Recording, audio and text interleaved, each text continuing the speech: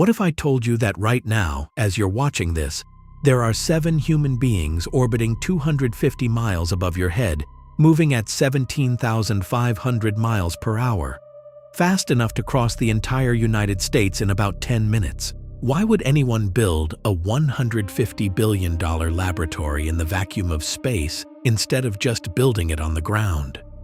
How do you even construct something the size of a football field when there's no gravity, no air, and one mistake means instant death? And here's the one nobody wants to say out loud. After 25 years of people living up there non-stop, NASA is now planning to deliberately crash the entire station back down to Earth on purpose. So why was it built? How did we actually pull this off? What does life really feel like for the people trapped inside it? And the biggest question of all, where exactly does 900,000 pounds of metal go when it finally falls? Let's go find out. Segment 1. Why was the ISS built? The story doesn't start with peace. It starts with rivalry. During the Cold War, the US and the Soviet Union raced each other into orbit, each trying to prove their system was superior. But by the 1970s, something strange happened. Enemies started shaking hands in space. The Apollo-Soyuz mission in 1975 was the first time American and Soviet spacecraft ever docked together, and it planted a quiet idea. What if space was the one place humanity could actually cooperate? That idea became the ISS assembly began in 1998, and it eventually pulled in 5 space agencies: NASA, Russia's Roscosmos, Europe's ESA, Japan's JAXA, and Canada's CSA. The goal wasn't just national pride anymore. It was science that's physically impossible to do on Earth, growing perfect protein crystals for medicine, studying how fire behaves without gravity, testing how the human body survives long-term in space before we ever try to reach Mars. But there's a darker layer to why. Every experiment done up there is also preparation. Preparation for the day we leave low Earth orbit entirely, for the Moon, and eventually Mars. The ISS isn't just a lab. It's a 25-year rehearsal for leaving Earth for good. Segment 2. How do you build a space station in orbit? Here's where it gets genuinely insane. You can't build the ISS on the ground and launch it in one piece. Nothing that large can survive a single rocket launch intact. So instead, engineers designed it like a cosmic Lego set. Over 40 separate missions launched individual modules, sleeping quarters, labs, solar arrays, airlocks, each one built by a different country, using different bolts, different software, sometimes different measurement systems entirely. Astronauts then had to physically connect these pieces together in a vacuum, in suits pressurized like a stiff balloon, while moving at 17,500 miles per hour.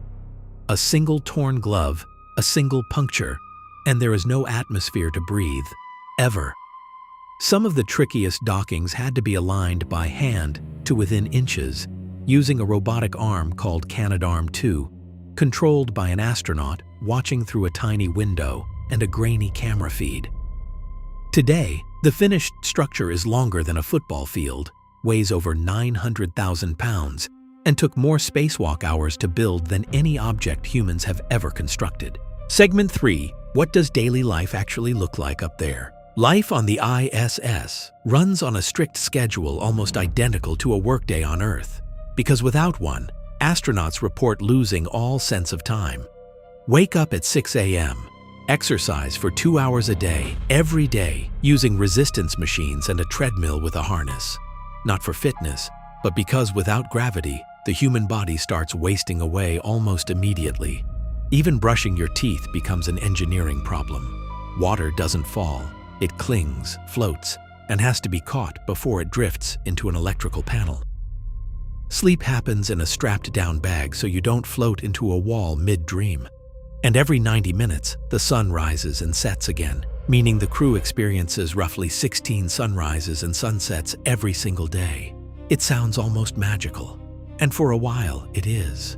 But that same environment is quietly working against the human body in ways scientists are still trying to fully understand. Here's what most people don't know. Astronauts on the ISS are exposed to significantly more radiation than anyone on Earth's surface, because they're above most of the atmosphere that protects us. Some astronauts have reported seeing random flashes of light with their eyes closed, cosmic rays passing directly through their eyeballs and optic nerve. Over long missions, this radiation exposure is one of the leading reasons NASA limits how long anyone can stay up there. Then there's the body itself. Bones lose density, muscles atrophy, fluids shift toward the head, which can permanently change eyesight for some astronauts, a condition researchers are still working to fully explain. And then there's the structure itself. The ISS is now decades past the lifespan it was originally engineered for. In 2024 and 2025, the Russian segment experienced small air leaks that required the crew to seal off sections and, at times, take shelter in their return capsule as a just-in-case measure. The station's robotic arm has had operational issues. Nothing catastrophic has happened, but the margin for error on a quarter-century-old structure hurtling through space is not what it used to be, and isolation takes its own toll. Months confined with the same 6 or 7 people, no ability to step outside, no calling a friend over for dinner. Mission psychologists monitor crews closely for exactly this reason. So the station that was built to represent humanity's greatest cooperation is now aging, leaking, and radiating its crew far more than anyone on Earth ever experiences. Which brings us to the question everyone's been avoiding. What actually happens when the ISS comes down? NASA has now confirmed the plan. Sometime around 2028, controllers will stop performing the regular reboosts that currently keep the station from slowly sinking toward Earth due to atmospheric drag. Its orbit will begin decaying on purpose. Then, around 2029 to 2030, a brand new spacecraft called the U.S. Deorbit Vehicle, built by SpaceX specifically for this one job, will dock with the station and fire its engines in a final, irreversible burn. Here's the part that should genuinely unsettle you. The ISS will not simply vanish in the atmosphere. NASA's own estimates say that somewhere between 10 and 40% of the station's mass, potentially tens of thousands of pounds of metal, will survive re-entry and physically reach the ocean's surface. Dense components like structural joints and engine parts are expected to survive the fireball. Thinner elements like solar panels will likely disintegrate. This isn't a first-time experiment. In 1979, NASA's first space station, Skylab, re-entered without a fully controlled trajectory and scattered wreckage across a 2,450-mile debris field, with pieces landing across the Indian Ocean and Western Australia.